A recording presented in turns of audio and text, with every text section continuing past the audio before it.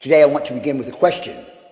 Have you ever looked at a situation in your life and said, God, there's no way. No way this relationship can be repaired. No way I can recover from this mistake. No way I can get through this illness. No way I can forgive that person. No way I can make a difference. No way you can use somebody like me.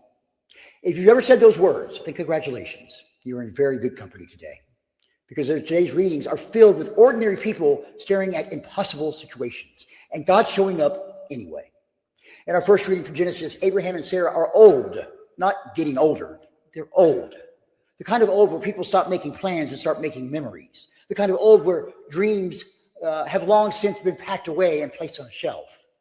Yet God appears and tells Abraham that Sarah will bear a son. Sarah hears it and she laughs. Can you blame her? She's not laughing because she's happy. She's laughing because the promise sounds ridiculous.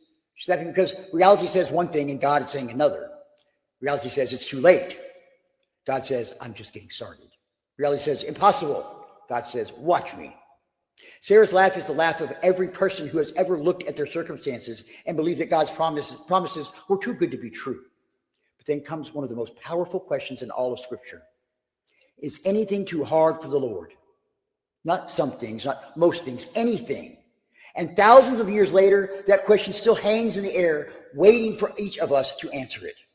Because many of us have become experts in explaining why something cannot happen. We can tell God all the reasons why the situation is hopeless. We can tell God all the reasons why we aren't qualified. We can tell God all the reasons why the dream is dead. And God simply asks, is there anything too hard for me? And the answer, of course, is no.